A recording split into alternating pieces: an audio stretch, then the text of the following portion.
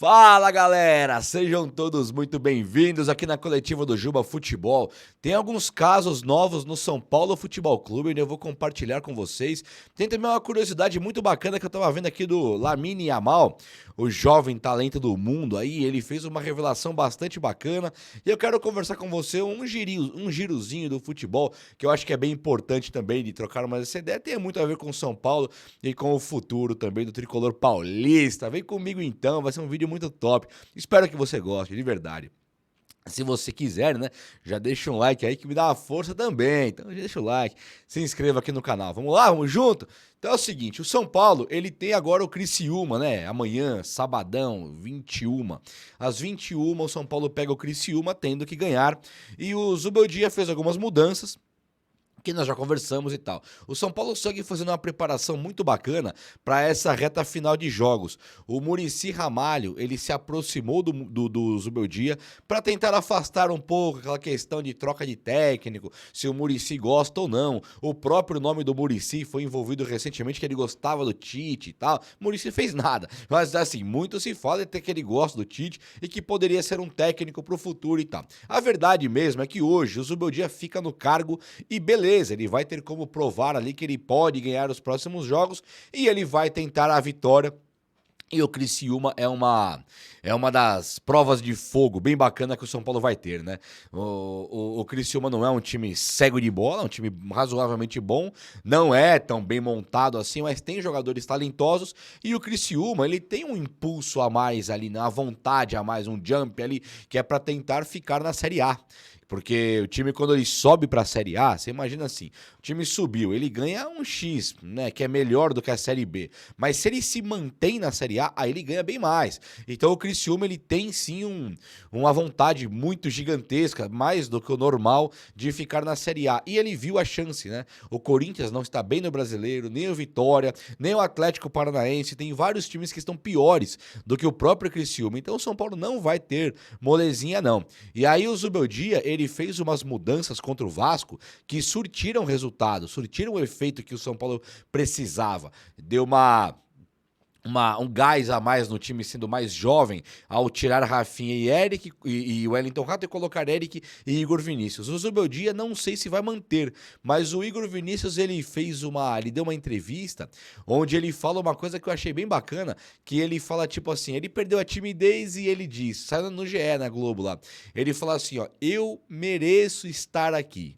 Ele merece estar no São Paulo. E o São Paulo chamou ele para renovar o contrato. Vai ter uma renovação contratual do Igor Vinícius no tricolor. Mas imagina o seguinte: tem muito cara que não quer renovar, faz contraproposta e coisa e tal. E o Igor Vinícius, ao invés de dificultar uma renovação contratual, como o Eric, como o Wellington fez, por exemplo, e acabou indo embora, ele considera que o São Paulo é um time tão top que ele, ao melhorar como jogador, ele merece estar no São Paulo. Então é o cara que, sim, entrega tudo em campo, é o cara que tem muita força de vontade e é um cara que, de maneira tímida, tentando, sem a parte técnica muito apurada, ele tenta conquistar o seu espaço no tricolor. E o Rafinha, sendo o reserva direto do Igor Vinícius esse ano e possivelmente não estando mais no São Paulo ano que vem, não tem nem lógica renovar com o Rafinha, o Igor Vinícius ele passa automaticamente a voltar para a titularidade do tricolor.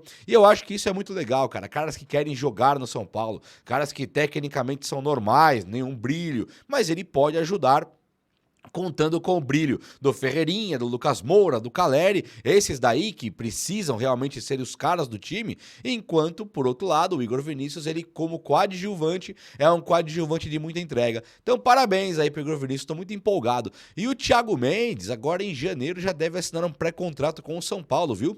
Agora em janeiro ele já deve assinar um pré-contrato com o São Paulo, ele tá para vir pro tricolor. O São Paulo, ele conta muito com o Thiago Mendes pro ano que vem, primeiro porque o São Paulo é o time que mais compra volante no mundo, né? Não tem time por aí no mundo que gosta mais de volante que o São Paulo. Devia montar uma concessionária de carro, uma fábrica de veículos, como dizem os caras aqui do canal. Eu acho mais barato. Vai gostar de volante assim lá longe, né? Mas a verdade é que o Thiago Mendes ele é um cara muito bom, né? Ele é um cara bem identificado com o São Paulo já. Aqui no Brasil, lembra-se pouquíssimo dele no Goiás e São Paulo. O time dele é o São Paulo aqui no futebol brasileiro. Uma identificação que foi se criando ao longo dos anos, sabe? Mais ou menos, não vou falar igual o Hernanes, assim, tá nada a ver. Mas igual o Petros, por exemplo. Teve uma passagem rápida por aqui e depois que foi embora sempre declarou ser São Paulino, que gostava e tal. Então acho que o Thiago Mendes até é mais jogador do que o Petros, bem mais. O Petros é um jogador muito mais limitado do que o Thiago Mendes. O Thiago Mendes ele vai ser muito importante vindo pro tricolor no momento em que o São Paulo fala de uma dificuldade de contratações, teto de gastos, vou fazer o futebol um pouco mais modesto, não vou gastar tanto. Chega um cara igual o Thiago Mendes, que é um cara que até ontem o Flamengo queria levar. Claro que o São Paulo sai na frente com um jogador desse aí. E é um jogador que faz força para vir pro São Paulo. Não é um cara que custa muito pro tricolor, nem quer vir, tá estudando 15 propostas e vou estudar do São Paulo também. Não, ele tem feito força para vir pro São Paulo e eu acho que vai ser um reforço classe A muito top mesmo. Antes de terminar aí do São Paulo, um girozinho aqui de curiosidades interessantes. O Lamine Yamal, para quem não sabe, esse menino aí, ele é um dos jovens prodígios, um dos mais talentosos do mundo no futebol. É claro que se você olhar pro Bellingham, Vinícius Júnior, tem outros caras que são bola pra caramba e realidade. O Lamine Yamal, ele é a grande sensação do futebol do Barcelona, jovem de tudo, e tem 17 anos, e ele já tem chamado a atenção do planeta inteiro com o seu talento de futebol. E aí ele foi perguntado sobre quem que é o cara que ele mais gostava de ver jogando, o ídolo e tal. E aí você fala, poxa, jovem Barcelona é o Messi, né? Ele fala do Neymar, cara. Ele fala, não, o cara que eu mais gostava de ver jogando era o Neymar. O Neymar era muito top, a movimentação dele e tal. Claro que o Messi é melhor de todos, não sei o quê, mas o Neymar, quando ele fala esse mais o Neymar, ele leva para um lado que realmente ele gostava mais do Neymar e talvez não pôde falar, porque lá no Barcelona, né, o Messi é um semideus ali pros caras. Mas acho legal ter o futebol brasileiro envolvido ainda entre os melhores.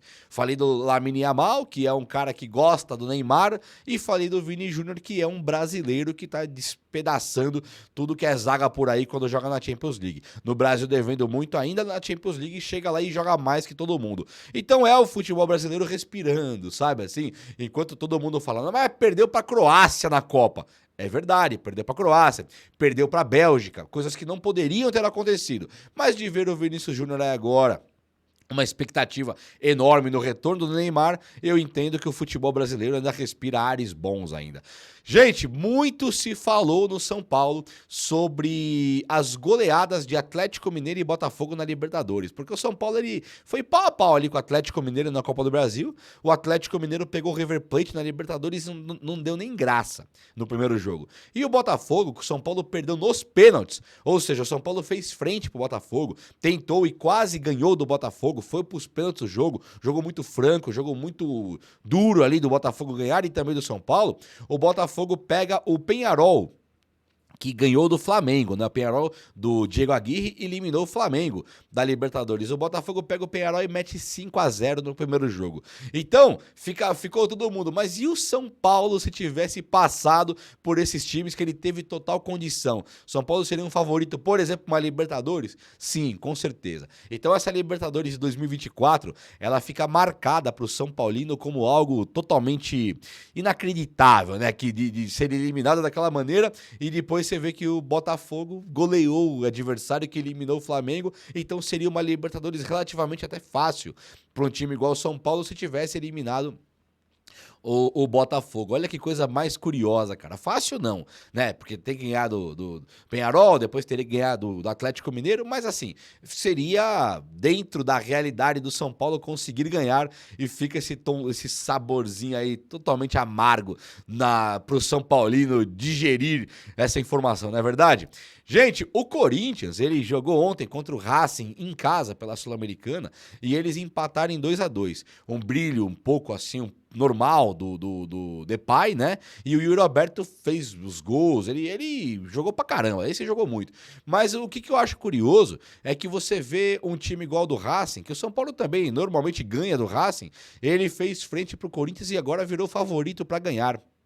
Então, você tem um cara igual o Depay, que é um cara extra classe, cara igual o Coronado, que um dia o São Paulo deu uma sondada ali para ter o Coronado aqui. E mais um monte, um técnico lá também, que é gringo, tá? Um monte de substância, de receita, de ingredientes numa receita que poderia o São Paulo estar seguindo esse caminho do Corinthians para nada. Para brigar, para não cair para a Série B e para perder, para ser eliminado de maneira ridícula na Copa do Brasil, onde o Flamengo teve um jogador expulso aos 26 do primeiro tempo e o Corinthians não atacou e agora eles podendo perder a Sul-Americana para o Racing. É o caminho exato que o São Paulo deve fazer, só que o contrário. São Paulo tem que ver tudo que o Corinthians tem feito. 3, 4 milhões por mês pro Depay, e olhando aí também para esse cofre, essas dívidas que só aumentam, e o São Paulo realmente olhar e falar: eu estou aprendendo com os erros do meu co-irmão, do meu rival aqui, preciso ver o que eles estão fazendo e fazer o contrário, porque ali é um caminho para ir pro buraco total, hein?